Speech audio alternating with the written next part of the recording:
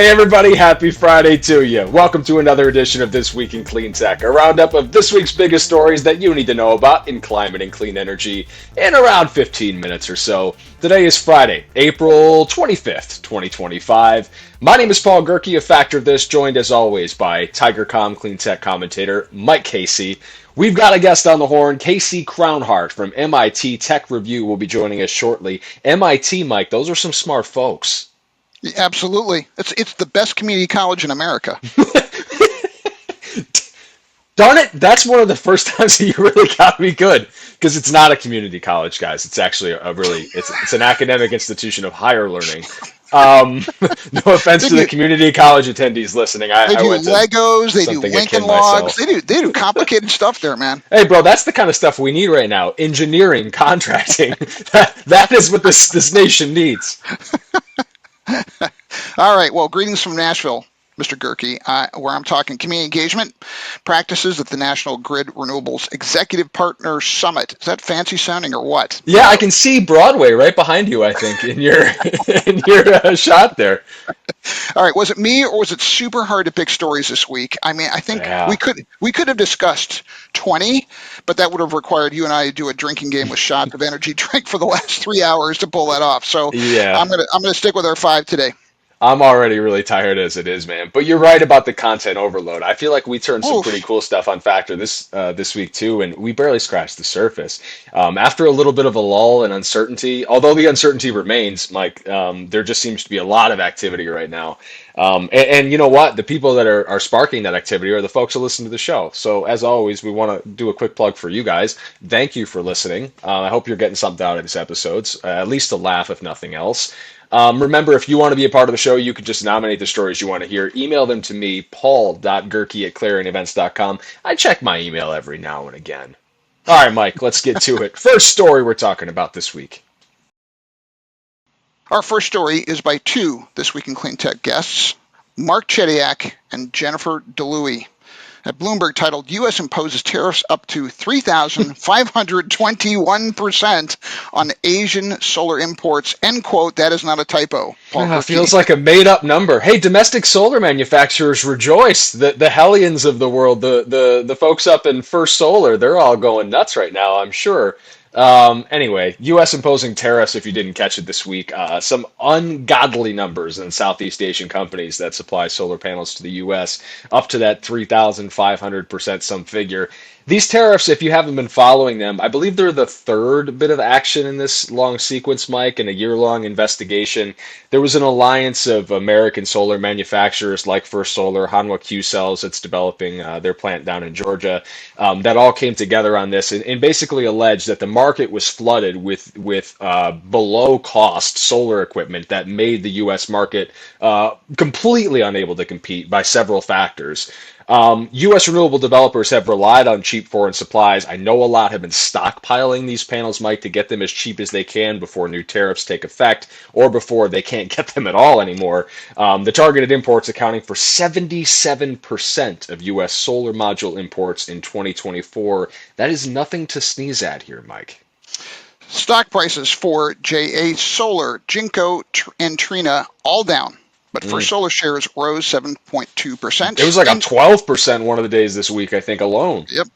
India, Indonesia, and Laos could face similar tariffs later this year. JA Solar is building a factory in Oman to reduce its exposure to U.S. tariffs, while the tariffs will be finally realized only if the U.S. International Trade Commission finds harm to domestic producers.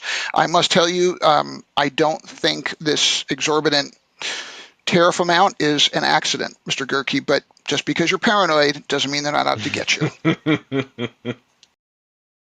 Story number 2. Lisa Ward from the Wall Street Journal.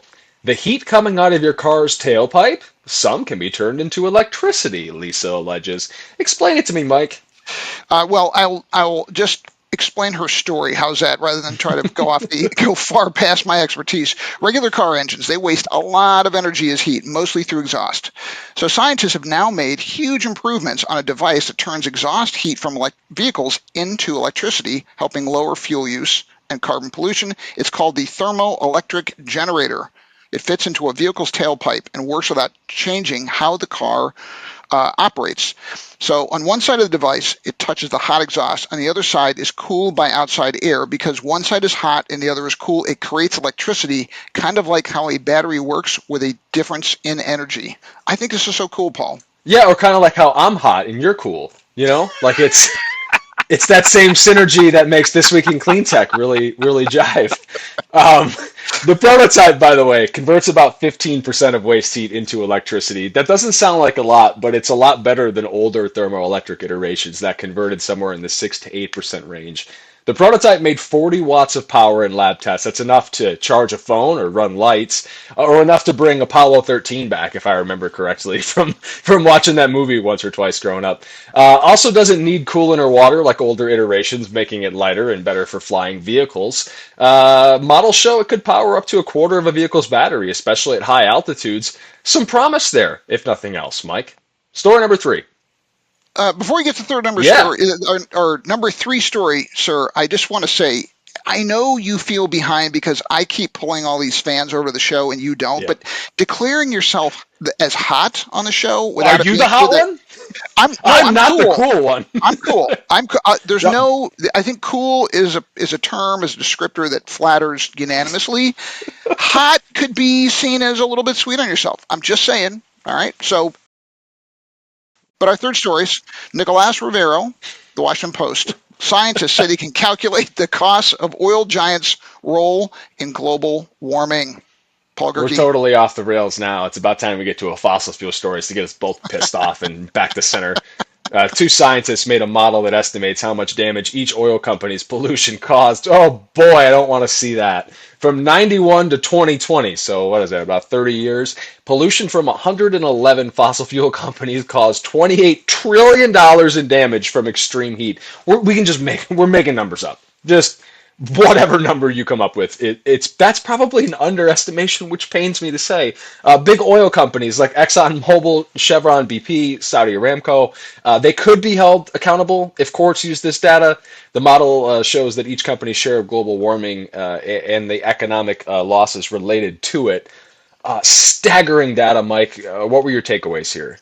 My takeaways are if you're the oil and gas companies and you're whining about what the climate science and your own documents say in litigation streams, what would you do? You would take judges on junkets, which is precisely what they've been doing for decades. So the research is based on decades of climate attribution science, linking pollution to real world disasters, and of course their own documents. Hate to say that twice, but outside scientists say this is the most complete model yet to connect pollution to dollar losses. Some lawsuits already in motion, like the one in Germany and others in U.S. cities and states. The tool can be used in court to support new laws that make polluters pay. Paul, our fourth story.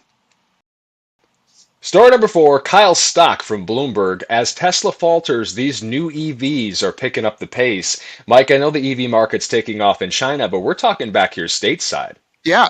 Hey, I want to just have listeners focus on a number. Check this out. EV Okay. sales in the US went up 10.6% in early 2025, even as Tesla's shares dropped 9%.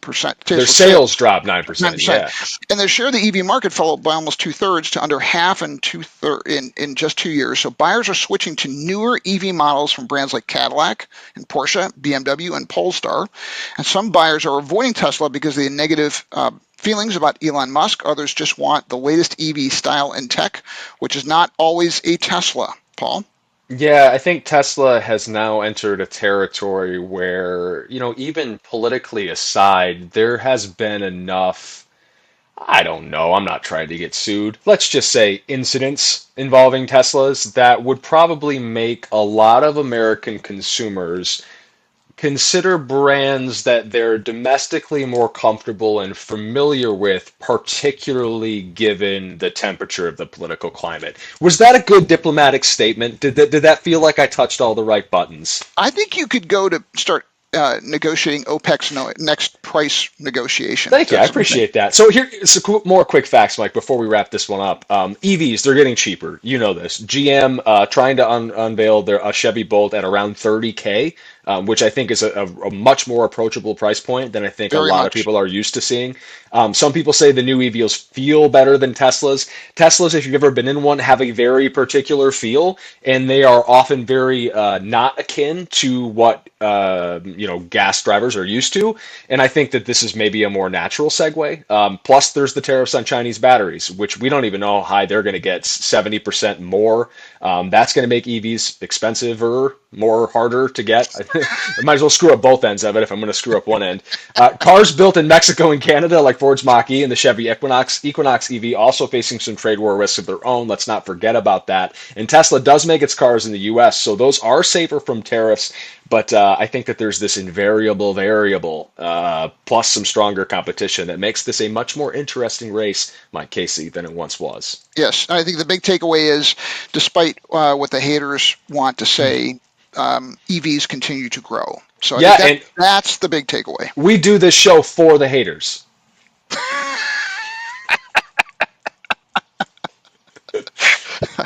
Can we go to our fifth story, please? Our fifth story, Paul Gerke, is written by returning This Week in Cleantech guest. Let me stop that again. Yeah, with more enthusiasm, would you? We're talking about Mount Rushmore, and you come in that low. You think we're going to end the story before that on a down note? We go up, up, up, up, up, and you're going to start like that? Give me a When you little. go high, I go low, baby. All Let's right. go. All right. Paul Gerke, contain yourself. All right. 3, 2, 1. Paul Gerke, our last story is written by returning This Week in Cleantech guest Casey Crownhart from MIT Tech Review. She writes, $8 billion of U.S. climate tech projects have been canceled so far in 2025. Casey, welcome back to the show. You seem to be a font of good news, but if people have not read this story, which we want them to do, what is the biggest takeaway? Yeah, thanks so much for having me back. Great to be here. And yes, unfortunately not the best news that I come with this time. So a new report out from E2 says that about $8 billion worth of clean tech projects have been canceled or downsized or shut down in just the first few months of 2025. So we're seeing kind of, I think, a lot of the uncertainty and kind of questions about what's happening in climate start to really have an effect. Casey, did you see that percolate more in one area than another? Is there a specific type of development that has really slammed the brakes? I would say we saw a lot of cancellations in the battery and EV space, but that's partly because we saw a lot of announcements in that space over the past few years. And so a lot of the folks that I spoke with kind of emphasized that some of this is just right sizing. Like we were going to have kind of an oversupply of batteries. So some of this is normal, but we are seeing a lot more cancellations than we might have seen in a more stable policy landscape, I'd say. Casey, any indications from the report itself or from your reporting that talks about like the total job loss that we're talking about here? Yeah, absolutely. So this is absolutely going to be have job loss associated with it as well. I don't have the numbers in front of me, but a lot of these projects have hundreds of jobs associated with them that will be lost as well. Well, that's not. I don't think that's really important because this economy is doing so amazingly. We don't really need more jobs, Paul. Not at all. No, I mean, I was going to make a joke about working multiple jobs, but you know what? I don't want to put a hex on anybody here. That's bad mojo. We're going to stay away from it. Casey, I had another question for you, though. How much do you think the whole permitting stuff, the NIMBYism in some of these places in the U.S., that I don't know if you're getting this sentiment, but feels a bit more enabled, let's say, in 2025? Yeah, that's a really interesting point. I'll say that most of these projects that we saw get canceled were kind of like factories, which don't tend to be as targeted by stuff like that as something like a big wind project or something. Sure. But I think that absolutely this administration has shown that a lot of these projects, they're not really all that interested in throwing money at or supporting. So I think we'll continue to see that along with people canceling and saying, hey, it just makes more sense for me to go to Europe or go to China right now because we don't know if there will be tax credits. We don't know what the tariff situation will be. So I think there are a lot of factors driving a lot of these cancellations. Paul, I think we're just about out of time. We need to go to our Cleantecher of the week. Everybody's favorite segment. We need a drum roll. I demand you, Brian Mendez, edit a drum roll in now. It'll pay off, right? There, Cleantecher of the week. The Reverend Nate Pyle, senior pastor at Christ Community Church in Fishers, Indiana. Way out in Fishers, Indiana. They get our signal out there, Mike? Okay. They're supporting rooftop solar on his church, helping show the community out there how caring for the planet can be part of their faith, very much like the sentiment of the Pope that recently passed, Mike.